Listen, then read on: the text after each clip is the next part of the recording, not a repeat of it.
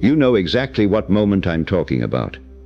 That tiny social stumble from middle school still sends a hot flush across your skin a decade later. But this morning's breakfast? Gone without a trace.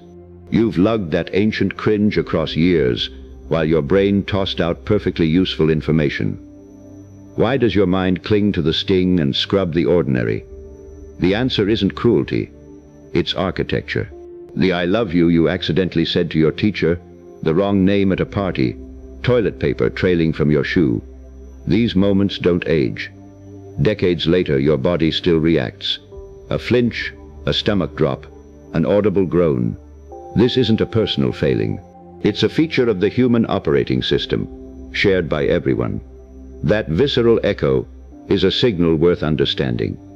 Your hand hovers above the kitchen counter, frozen mid-reach. Just seconds ago, you strode in with a clear purpose. Now the command has evaporated, as if the doorway itself vacuumed the intention right out of your skull. It feels like a mental pratfall, but it's actually a clean feature. Your brain resets its working memory with each new room. The signal was there, then the door erased it. This abrupt vanishing act is your cue that mismatch is a confession. Your brain isn't recording, it's editing ruthlessly. Safety and status come first. The safe kitchen gets preserved. The playground humiliation, flagged as a survival threat, seared in. Your brain is a drama queen, and you're the captive audience. But what happens when the story turns against you? Your brain houses a tiny almond-shaped urgency editor. When you feel a jolt of fear or shame, your amygdala tags the moment. This is critical. It signals the hippocampus to store every detail in high definition. No tag, no special treatment. That cringe moment got the VIP encoding. The mundane kitchen routine didn't. This explains why. Your brain can't tell the difference between a saber-toothed tiger and a cafeteria full of snickering teenagers. For your ancestors, belonging to the tribe was survival itself. A humiliating mistake could mean ostracism, and ostracism meant death. So today, when you feel the sting of public ridicule, your body floods with the same chemical alarm as a near-death encounter. It's not drama, it's ancient wiring. In that mortifying moment, your body floods with a precise stress cocktail. Cortisol grabs your focus. Adrenaline and norepinephrine tell your neurons, lock this down.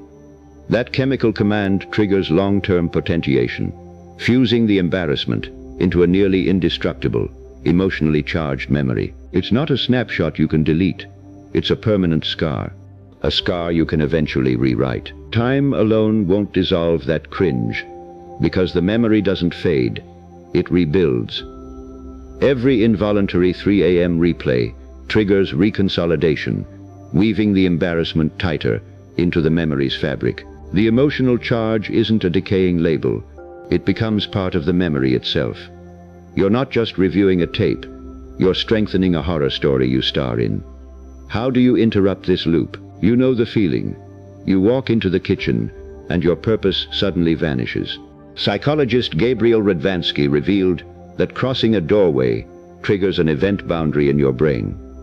The previous room gets archived, like a finished chapter. But this automatic filing reveals a deeper, almost unsettling priority in your brain's design. One that completely changes everything. Your memory binds itself to the space around you. The embarrassment was encoded with the smell of the gym, the hallway's acoustics, the faces. But stepping into the kitchen, your brain shed that context to make room for the new. A simple task became a whisper. The shame, a surround sound concert. So when you try to retrieve it, in the late 1800s, Hermann Ebbinghaus mapped how most memories vanish within hours. A steep forgetting curve. Your forgotten kitchen task, right on schedule, with a 90% drop within a week. But the cringe memory? Its line is flat.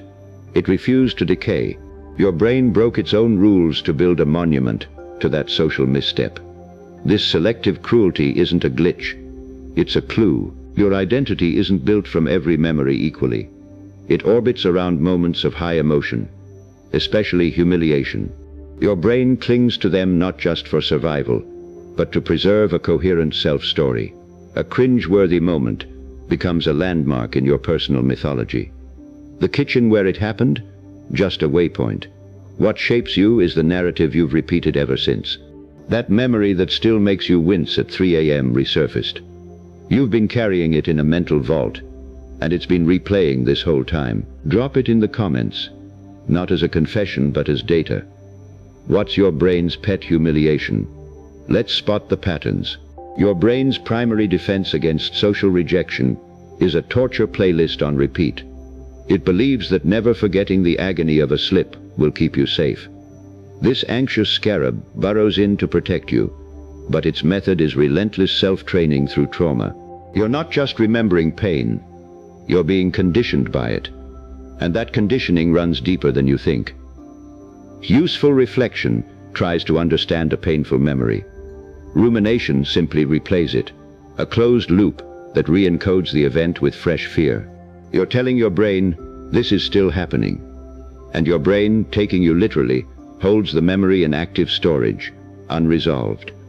That's how yesterday's pain becomes today's threat, and exactly where we need to intervene. That cringe-worthy moment you keep reliving? It evaporated from every other witness's mind within the hour. The spotlight effect convinces you everyone noticed and judged, but their brains were too busy curating their own humiliations. Your mortifying blip was instantly forgotten. The ongoing torture is self-inflicted. And once you truly grasp this, the shame begins to dissolve. If the embarrassment is understandable, why can't your brain carry a thought across a threshold? The doorway effect isn't a failure. It's a clever prioritization strategy, evolved for efficiency.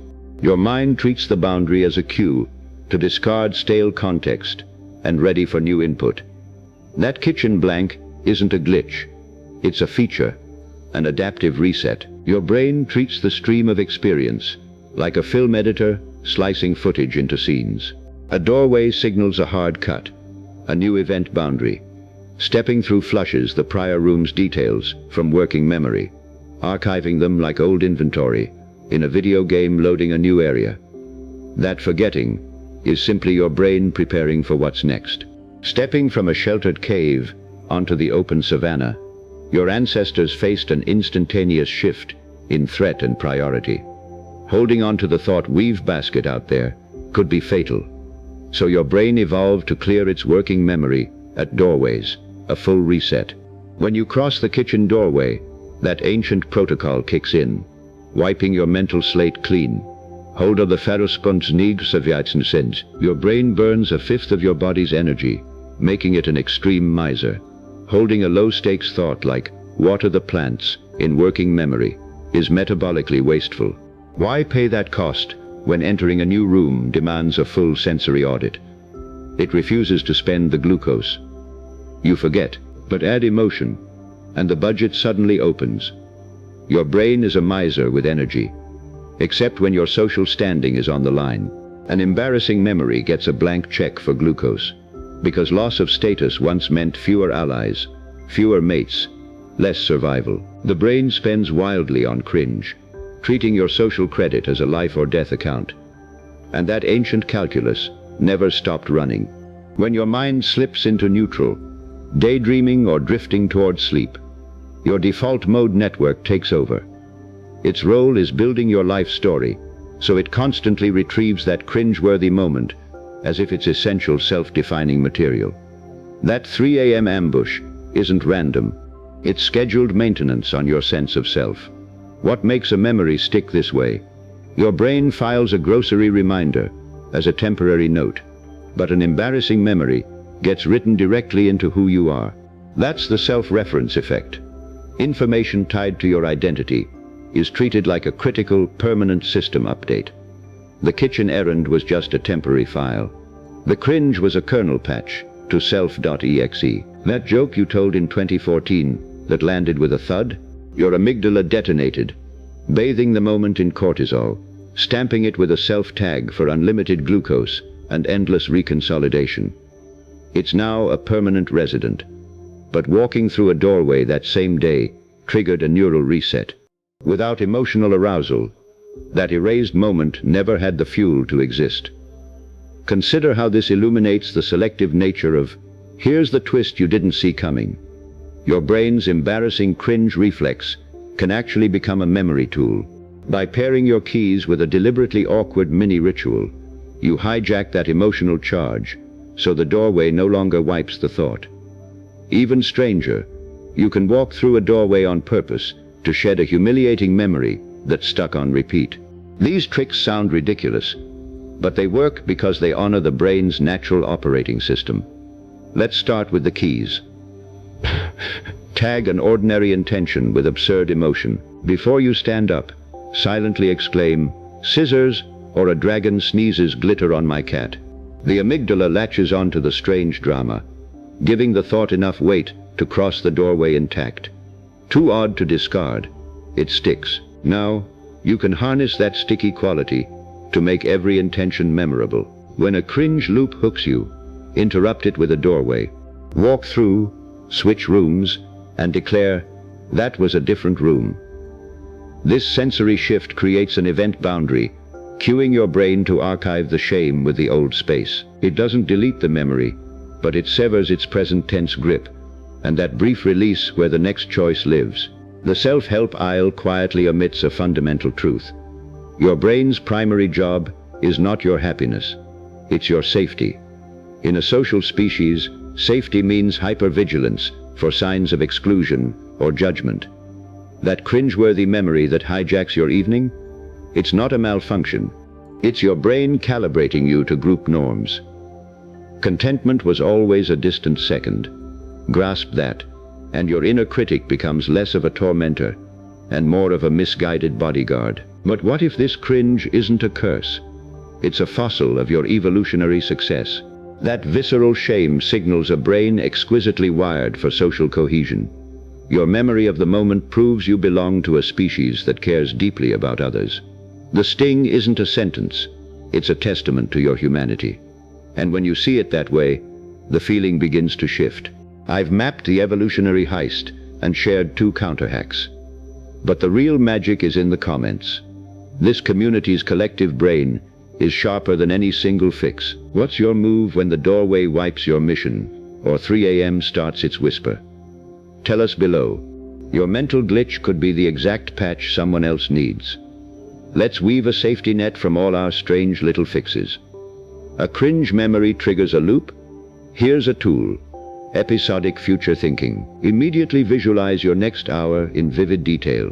What you'll do, feel, and see. Your brain cannot construct a future and replay the past simultaneously. You force the default mode network to switch tasks.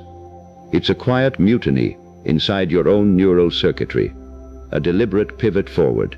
That cringe replay is your brain's futile attempt to edit a social error locked in the past. It simulates alternate responses, hoping to avoid the mistake. You can't unspill the milk. You only thicken the memory. It's a training program with a locked playback. Stop trying to rewrite the script. Absorb the lesson.